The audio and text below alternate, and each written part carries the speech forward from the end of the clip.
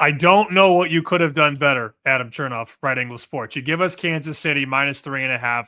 You nailed it on McConkey. Chiefs get the left tackle Humphreys to play. I saw this game by kickoff Sunday night.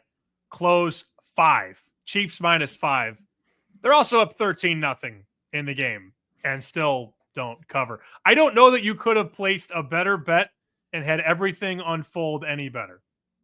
NFL in 2024. Betting it is not for the faint of heart. It has been a handful of that this year with bets here on the show that have led to similar scenarios. And so, yeah, that was a tough one. I mean, at halftime, felt like it was a slam dunk. Everything went right up to that point. And then we've seen this Chiefs defense. They continue to trend in the wrong direction, not able to hold the lead. Again, they were up 13 for the second week in a row and barely hung on. So that's kind of what they're becoming. But it has been a tricky year in that regard for sure. And now it's four weeks to play and got to grind out a couple more wins, Sam. Are you more impressed with Carolina covering 5 straight or more unimpressed by the Chiefs not covering in 7? More impressed by Carolina. And I would say that because the switch back to Young was really not expected to work after how bad it went the first time around. I think the turnaround and the way that they have been willing to fight and how Bryce Young is now excelling in spots where he struggled so much this year and last year against pressure, against the blitz, on the move. It's like a completely different team. It's the team that I thought we would see early in the season, and maybe they still get another 2 wins down the stretch to justify that. But I think that has been impressive.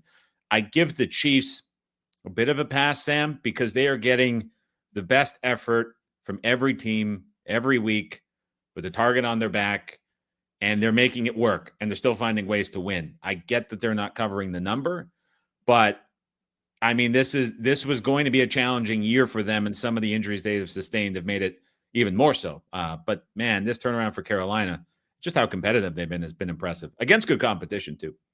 Let's look at 471, 472 game of the week in my eyes. Buffalo at Detroit. I know you bet some Buffalo earlier in the week. That number has come down, open 3. Now we're sitting 2 at a couple shops. Your general thought on Josh Allen against that banged up Lions defense?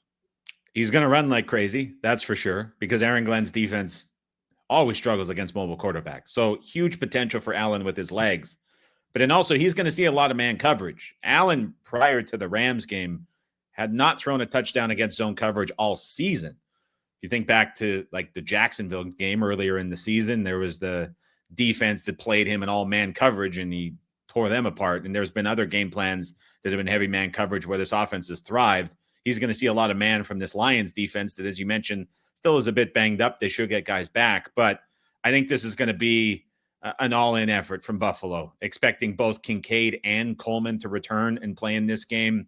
That's going to be a big boost to the offense, which, by the way, Sam, just put up 42 against the Rams without their 2 best weapons out there as well. So big game for the Bills offense. This is going to be decided really by the game state that we see early. Buffalo's really only weakness on either side of the football is their inability to stop the run against bigger offensive lines.